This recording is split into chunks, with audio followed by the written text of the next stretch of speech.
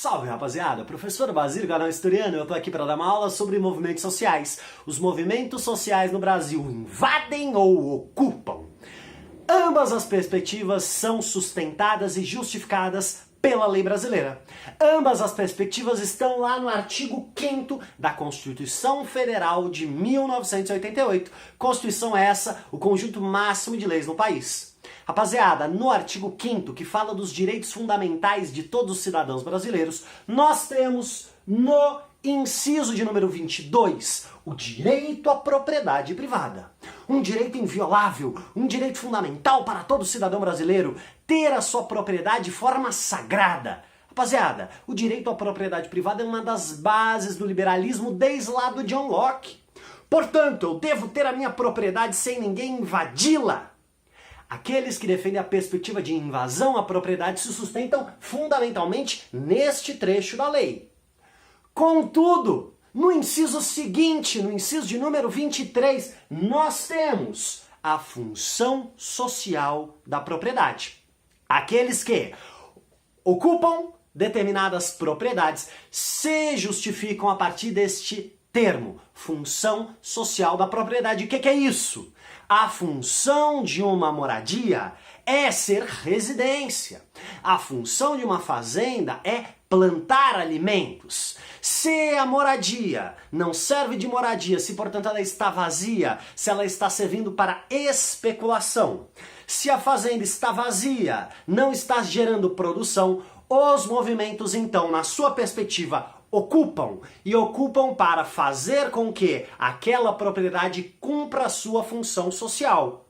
Aí você vai falar, meu Deus, mas ambas as coisas são contraditórias. A propriedade privada e a função social. Sim, existe aí uma tensão que teoricamente deveria ser levada para o judiciário. E o judiciário iria julgar qual desses direitos iria se sobrepor.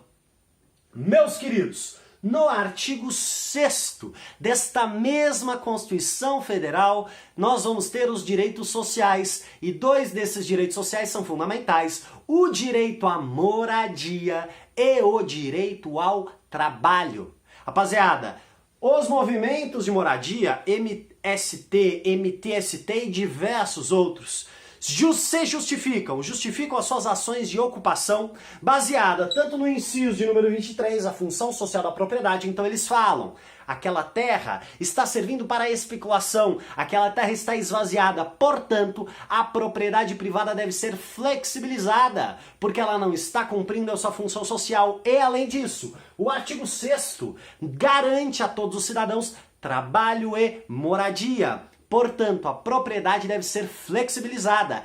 E além disso, nós temos o artigo 184, que é um artigo na Constituição Federal, que garante a reforma agrária. O Estado brasileiro deve ser promotor da reforma agrária. E quando é que o Estado vai tomar propriedades privadas? Justamente quando as propriedades privadas não cumprem a sua função social.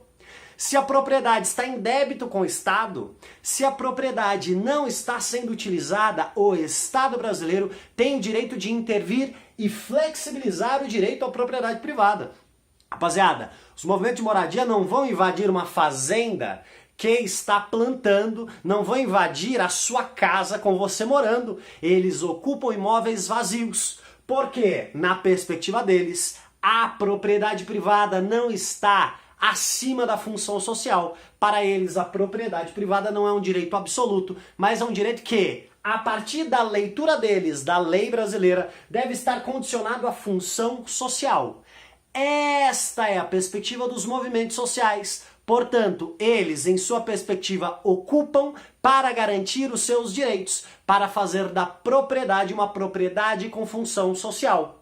Aqueles grupos que são proprietários e não cumprem a função social de sua propriedade se justificam da seguinte forma: a propriedade privada é um direito inviolável. Se alguém invadiu minha propriedade, comete um crime, portanto deve ser retirado pelo Estado brasileiro. Rapaziada, percebam, ambas as perspectivas têm embasamento legal. Ambas as perspectivas entram na justiça e é o judiciário que irá julgar. Aquela propriedade cumpre a função social?